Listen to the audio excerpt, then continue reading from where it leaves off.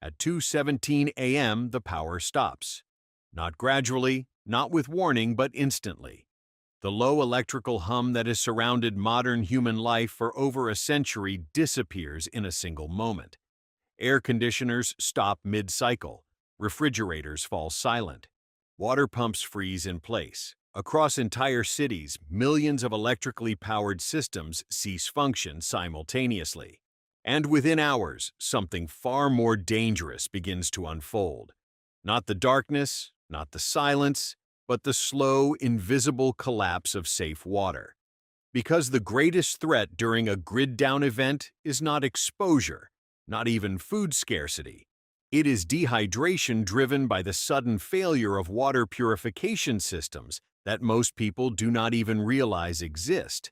Modern civilization survives on a fragile illusion of water abundance. When someone opens a tap, water appears instantly, clean and safe, regardless of season, weather, or geography. This creates the psychological assumption that water itself is naturally safe and that purification is optional or secondary.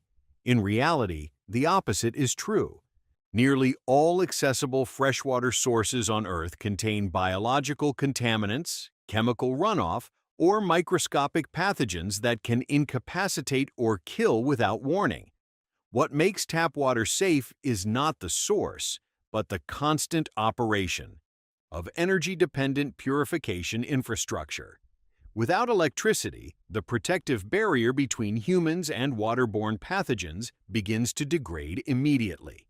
Water treatment plants rely on continuous mechanical processes driven by electric motors. Pumps move millions of liters per hour. Coagulation systems inject precise doses of aluminum or iron salts to bind suspended particles. Filtration beds physically trap bacteria and protozoa. Chlorination systems inject disinfectants to neutralize viruses and microbial threats. Every stage depends on power. The moment electricity fails, pressure begins to drop. Treatment processes halt, and untreated or partially treated water begins moving unpredictably through distribution systems. What most people misunderstand is that water infrastructure is not passive. It is an active, constantly managed biological defense system. When that system loses power, it does not simply pause. It begins to fail in stages. The first hidden danger is pressure loss. Water distribution networks rely on pressurization to prevent contamination. Positive pressure ensures that water flows outward from pipes, preventing external contaminants from entering.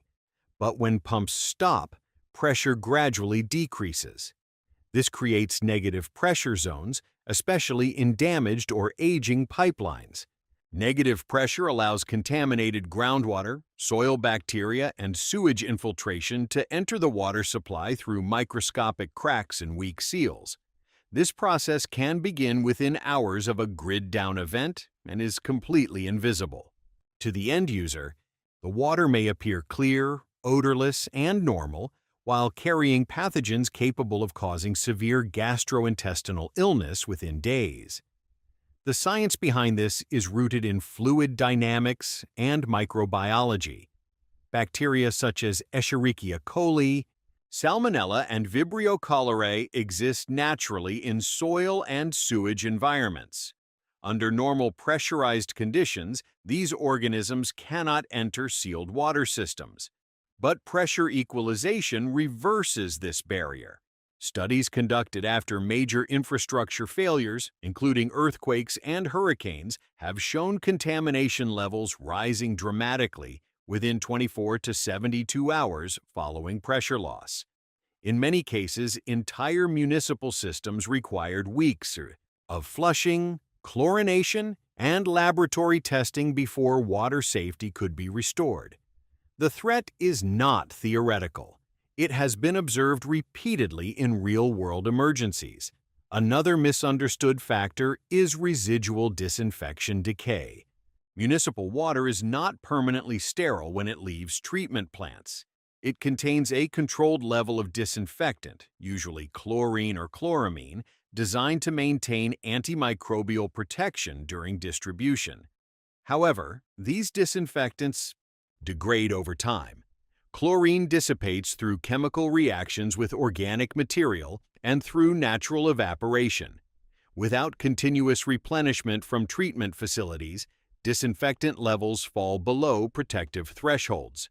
This process accelerates in warm temperatures and stagnant conditions, creating an environment where bacteria can multiply inside pipes themselves. This internal microbial regrowth transforms the distribution network into a breeding ground for contamination rather than a barrier against it. Evidence from prolonged power outages demonstrates this pattern clearly. Following Hurricane Maria, in Puerto Rico, large portions of the electrical grid remained offline for months. Water treatment and pumping capacity dropped dramatically. Independent testing revealed widespread contamination, including dangerous bacterial levels in previously treated water systems. Even when water flow resumed intermittently, purification processes could not keep pace with contamination risks. Illness rates increased not because water was unavailable, but because it was unsafe. The survival implication is immediate and severe. Humans can survive weeks without food, but only days without water. Dehydration begins affecting cognitive performance within hours. Physical endurance drops. Decision-making degrades. Panic accelerates consumption of unsafe water sources. Many people assume that clear water from rivers, lakes, or taps is safe enough, especially in the absence of visible pollution. This assumption becomes fatal when purification systems fail. Pathogens are microscopic. They do not change water's appearance. They cannot be detected by taste or smell. The human sensory system is incapable of evaluating microbiological safety. Escalation occurs when multiple systems fail simultaneously. Electrical grids power not only water treatment plants, but also sewage systems. Wastewater pumping stations rely on electricity to move sewage away from populated areas. When these pumps fail, sewage can backflow, leak, or overflow into natural water sources. This introduces concentrated pathogen loads into rivers, lakes, and groundwater reservoirs that may already be used for emergency water collection. The separation between clean and contaminated water collapses rapidly. The hidden scientific principle here is that water safety is not defined by location, but by process control. Even remote mountain streams can contain Giardia lamblia, a protozoan, parasite capable of surviving in cold, clear water. Giardia causes severe intestinal illness, dehydration, and weakness. It is resistant to environmental stress and cannot be removed by simple settling or visual inspection. Only proper filtration or disinfection neutralizes it. This means that in a grid-down event, every untreated water source must be assumed contaminated. Regardless of appearance, historical evidence reinforces this reality. Before modern water treatment became widespread in the early 20th century, waterborne diseases were among the leading causes of death in urban populations. Cholera outbreaks killed thousands within weeks. Typhoid fever spread through municipal water supplies. Infant mortality rates were dramatically higher due to contaminated drinking water. The introduction of systematic filtration and chlorination reduced these deaths by over 90% in developed regions. The safety people experience today is not natural. It is engineered continuously.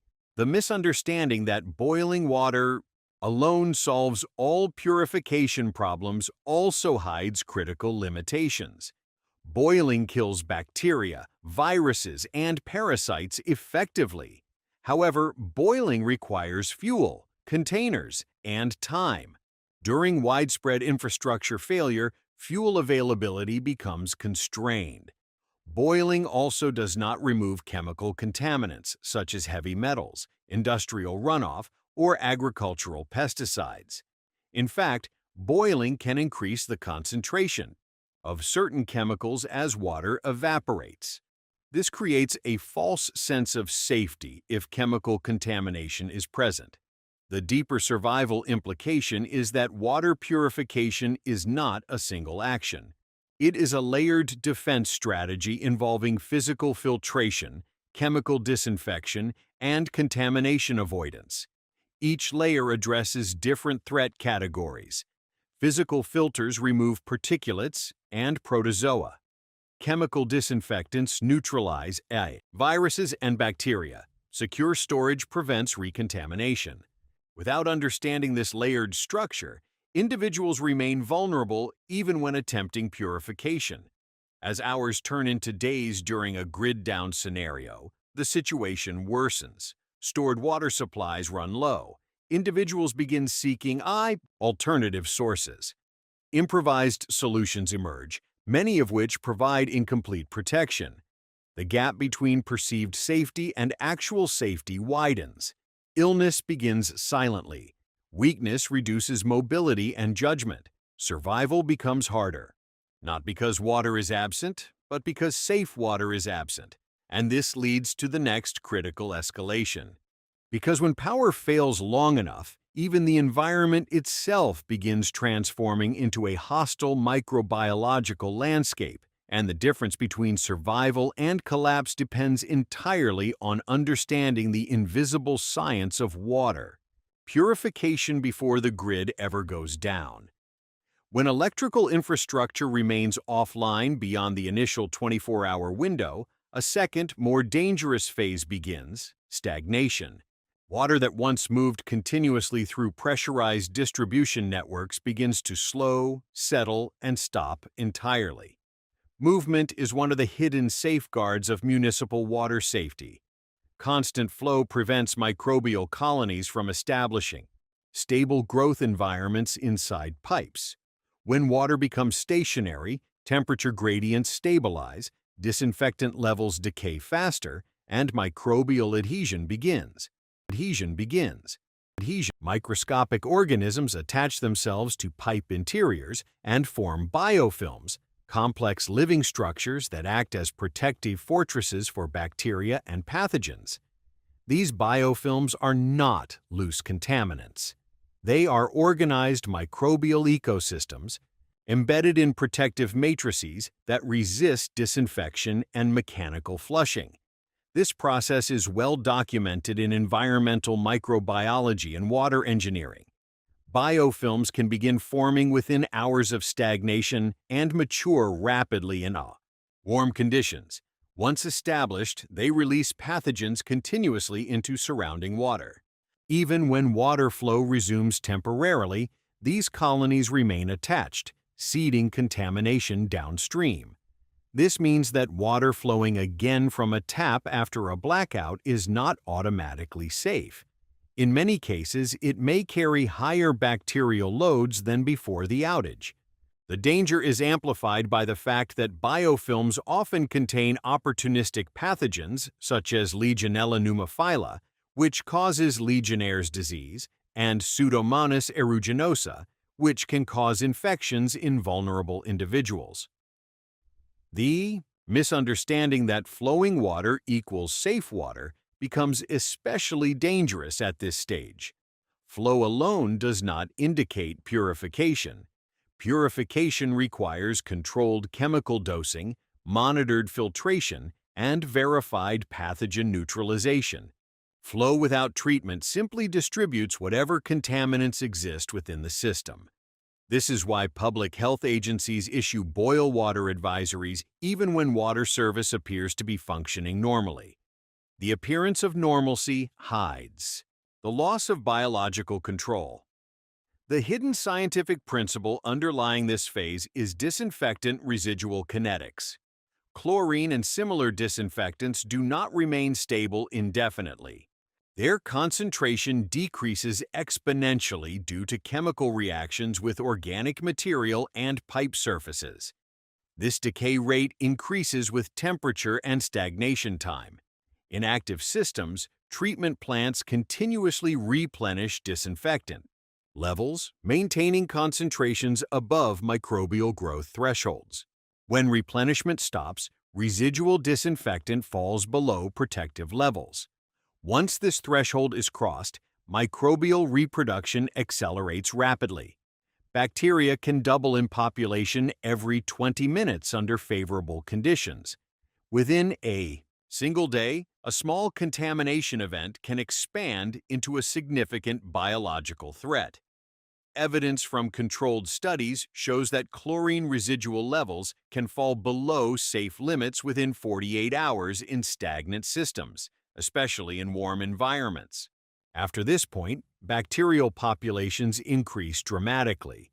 The water does not become visibly dirty. It does not necessarily smell different, but its safety has been compromised. This creates a false sense of security that leads people to consume contaminated water without hesitation. The survival implication is not only illness, but operational degradation. Waterborne illness causes diarrhea, vomiting, and rapid fluid loss. This accelerates dehydration, the very condition safe water is meant to prevent. In a survival scenario, dehydration weakens physical strength, reduces cognitive clarity, and impairs decision-making. Reaction times slow. Risk assessment becomes flawed. People make poor survival decisions not because they lack intelligence, but because their bodies lack water. This creates a feedback loop where contaminated water accelerates dehydration rather than preventing it. Escalation becomes inevitable when populations begin accessing environmental water sources in large numbers. Rivers, lakes, and reservoirs become primary alternatives. But these sources are not isolated systems. They are connected to upstream contamination zones, including agricultural runoff, industrial discharge, and sewage overflow. Without active view, monitoring, and treatment, pathogen concentrations can vary dramatically within short distances and timeframes. Rainfall events worsen the situation by washing surface contaminants into water sources, increasing microbial loads unpredictably. One of the most overlooked scientific realities is pathogen persistence in environmental water. Many microorganisms can survive for weeks or months outside host organisms. Cryptosporidium, for example, forms protective oocysts that resist chlorine disinfection and survive in cold water for extended periods. These oocysts are extremely small, approximately 4 to 6 microns in diameter, making them difficult to remove. Without fine filtration, ingesting even a small number can cause severe gastrointestinal illness lasting weeks. This is not rare. Cryptosporidium outbreaks have affected thousands in developed cities due to treatment failures. The misunderstanding that natural water sources are inherently safer than municipal systems during outages ignores these microbiological realities. Natural water is untreated water. Its safety depends entirely on purification. Without purification, it carries unpredictable biological risks. The hidden science of effective water purification involves understanding pathogen size and filtration thresholds. Viruses are the smallest threats, ranging from 0.02 to 0.3 microns. Bacteria are larger, typically 0.5 to 5 microns. Protozoa, such as Giardia and Cryptosporidium, are larger still, ranging from 4 to 15 microns.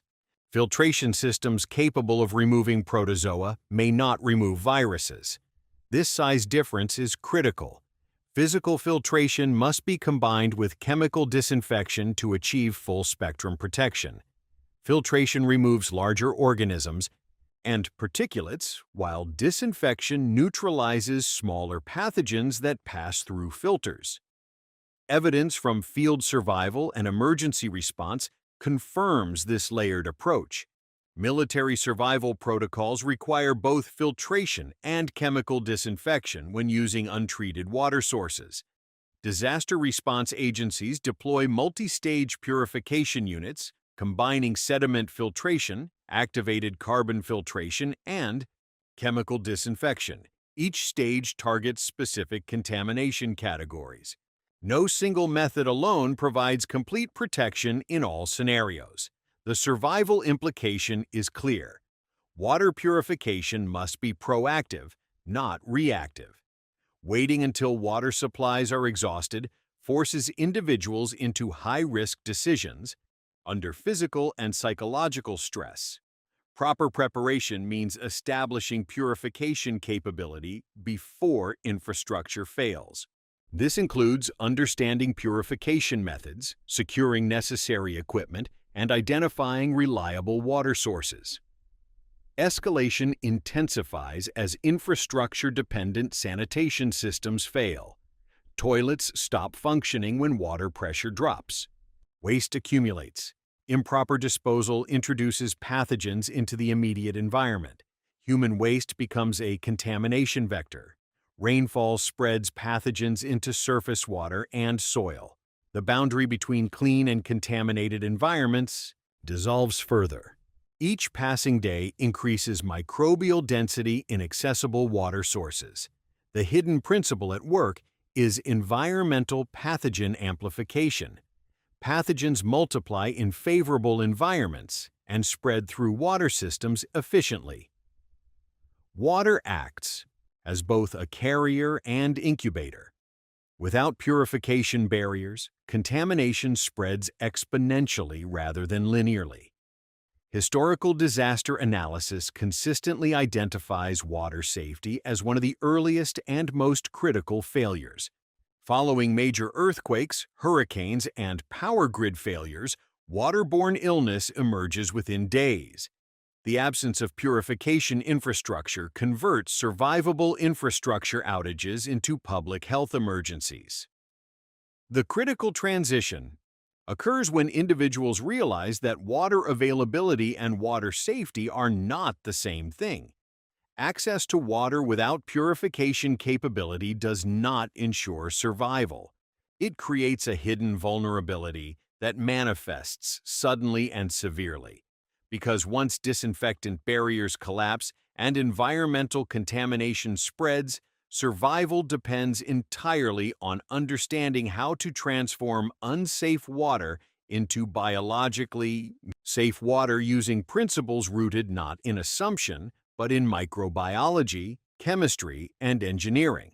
Once contamination risk becomes systemic, the focus shifts from infrastructure failure to individual control.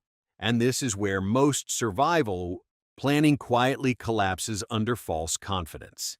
People assume that possessing a portable filter or a bottle of purification tablets equals preparedness. The reality is more complex.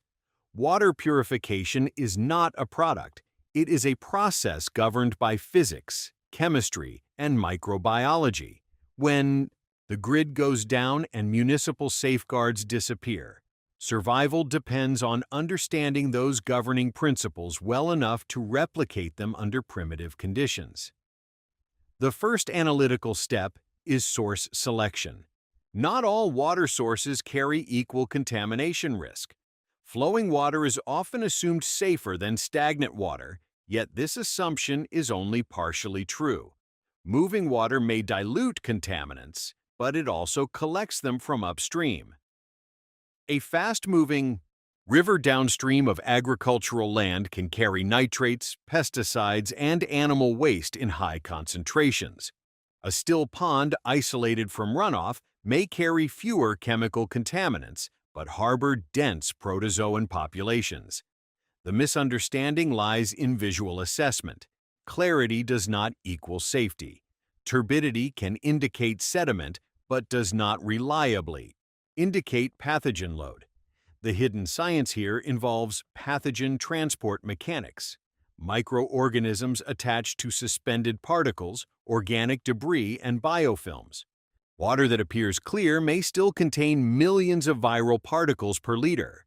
Evidence from watershed monitoring demonstrates that pathogen concentration can spike dramatically after rainfall events. Surface runoff washes fecal contamination from soil and animal habitats directly into streams and reservoirs.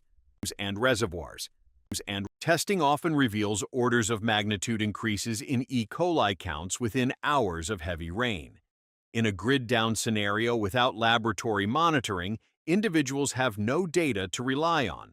Therefore, survival logic dictates assuming worst-case contamination conditions unless proven otherwise. The next critical layer is sediment removal. Physical debris, silt, and organic matter not only carry pathogens, but also reduce the effectiveness of chemical disinfectants. Chlorine reacts with organic compounds, consuming disinfectant capacity before pathogens are neutralized. This chemical demand is known as chlorine demand, and it determines how much disinfectant is required to achieve microbial kill thresholds. If water is turbid and untreated, adding a standard amount of disinfectant may be insufficient because organic load absorbs it. The misunderstanding is believing dosage is fixed. In reality, dosage must account for water quality variables. The hidden principle is surface area interaction. Suspended particles provide protective niches for bacteria and viruses. Pathogens, shielded inside particulate clusters, may survive disinfection if disinfectant cannot penetrate effectively. This is why pre-filtration or sediment settling significantly increases purification success. Allowing water to sit undisturbed permits heavier particles to settle, reducing turbidity. Passing water through cloth or improvised sand filters removes larger particulates, decreasing disinfectant demand. These are not primitive rituals, they are applications of physical separation science. Evidence from emergency response manuals consistently emphasizes turbidity reduction before chemical treatment. Laboratory studies confirm that chlorine effectiveness increases dramatically in low turbidity water. Failure to reduce turbidity leads to incomplete disinfection even when chlorine concentrations appear adequate. In survival terms, this means illness risk persists despite perceived purification efforts. Once sediment is reduced, disinfection becomes the primary defense against bacteria and viruses. Chlorination is effective because chlorine penetrates microbial cell walls and disrupts essential enzymes and nucleic acids. However, chlorine's efficacy depends on concentration, contact time, temperature, and pH. This relationship is quantified in what water engineers call CT values, concentration multiplied by time. A higher concentration reduces required contact time, while lower temperatures require longer exposure. In cold water, pathogens survive longer, and disinfection slows. The misunderstanding is assuming a universal time rule. In reality, purification time varies with environmental conditions. Boiling remains one of the most reliable methods because heat denatures proteins and destroys cellular structure across a broad spectrum of organisms. Bringing water to a rolling boil ensures temperatures above 100 degrees Celsius at sea level, sufficient to inactivate bacteria, viruses, and protozoa. Yet even boiling has environmental variables. At higher altitudes, water boils at lower temperatures, requiring longer boiling times to achieve equivalent microbial kill. This thermodynamic principle is rarely considered in emergency planning, yet it directly impacts effectiveness in mountainous regions. Evidence from controlled microbiological testing confirms that boiling for at least 1 minute at sea level achieves significant pathogen inactivation, while longer times are recommended at higher elevations. This is not superstition, but thermodynamic reality. Failure to account for boiling point variation can result in incomplete pathogen destruction. The survival implications compound when fuel becomes scarce.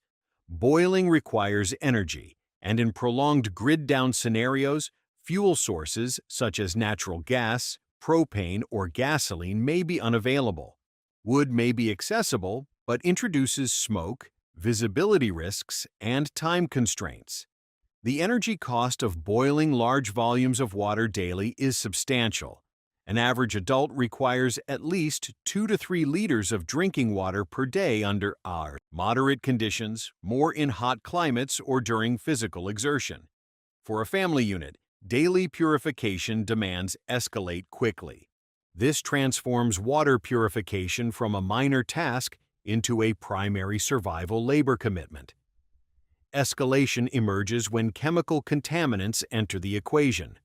Unlike biological pathogens, heavy metals such as lead, arsenic, and mercury are not neutralized by boiling or standard chlorine treatment.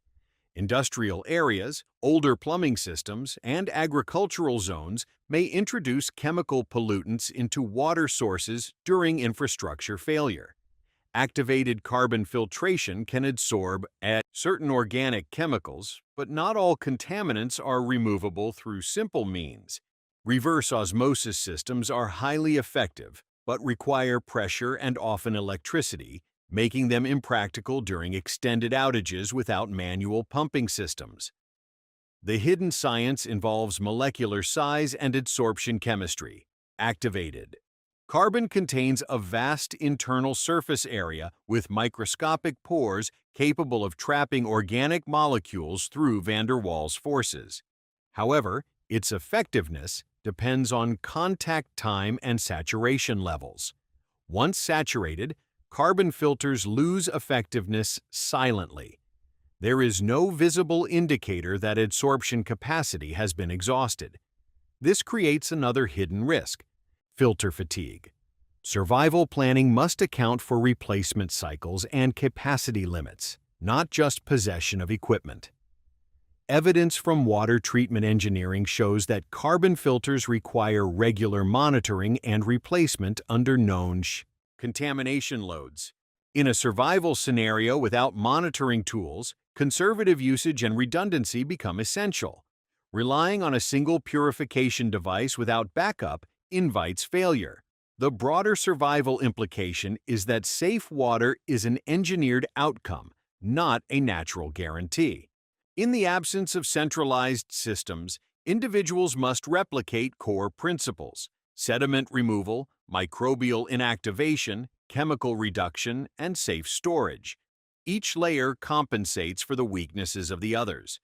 Neglecting any layer introduces vulnerability. Escalation continues as dehydration pressures increase. Physical stress, heat exposure, and limited sleep amplify water demand. Cognitive performance declines rapidly with even mild dehydration, impairing judgment at precisely the moment precision is required. Mistakes multiply. Improper dosage, insufficient contact time, cross-contamination between treated and untreated water, each error compounds risk. The transition becomes unavoidable. Water purification is not simply about making water drinkable. It is about maintaining physiological stability, cognitive clarity, and operational capability in a destabilized environment. Without mastery of these hidden scientific principles, survival becomes a gamble against invisible biological and chemical forces that do not negotiate, do not warn, and do not forgive error. As the days stretch into a prolonged grid-down reality, the operational challenge shifts from initial purification to sustainability. Short-term solutions begin to reveal long-term weaknesses. A single filter cartridge clogs. A limited fuel reserve dwindles. Chemical disinfectants degrade in heat and sunlight. The assumption that preparation equals permanence collapses under the mathematics of consumption. Water purification is not a one-time task. It is a continuous logistical operation governed by daily intake requirements, contamination variability, and equipment lifespan. Without understanding throughput capacity and failure rates, even well-prepared individuals can find themselves unprotected within a week. The analytical foundation of sustainable purification begins with demand modeling. The average adult under temperate conditions requires a minimum of 2 liters of potable water daily for basic hydration. But this baseline rises significantly under heat stress, physical exertion, illness, or psychological stress. In hot climates, daily needs can exceed 4 liters per person. Cooking, minimal hygiene, and basic sanitation multiply that demand. For a household of 4, daily potable requirements alone can surpass 12 liters under moderate strain. Over 10 days, this exceeds 100 liters. This volume is rarely stored in residential settings. Therefore, reliance on active purification becomes inevitable. The misunderstanding lies in stockpiling without throughput planning. Storing a limited quantity of bottled water provides short-term buffer capacity, but once consumed, the system reverts to source-dependent purification. The hidden science is that purification capacity must exceed or at least match daily consumption rates. A filter capable of processing 1 liter per hour becomes insufficient when daily needs exceed 12 liters, especially when factoring maintenance, fatigue, and contamination spikes. Engineering principles demand redundancy and scalability. One method must backstop another. Chemical disinfection must supplement filtration. Mechanical filtration must precede chemical treatment. Each layer absorbs strain when another falters. Evidence from field operations in disaster zones consistently shows that water logistics consume more labor than food distribution. Relief teams prioritize establishing high-capacity purification, units capable of processing thousands of liters daily because small-scale systems cannot sustain populations. Even trained teams with industrial-grade equipment struggle to maintain output when source contamination levels fluctuate. In an individual survival scenario, the margin for error narrows drastically. Another overlooked dimension is safe storage. Post-purification. Purified water is only safe until recontaminated. Containers used for untreated water harbor pathogens along interior surfaces.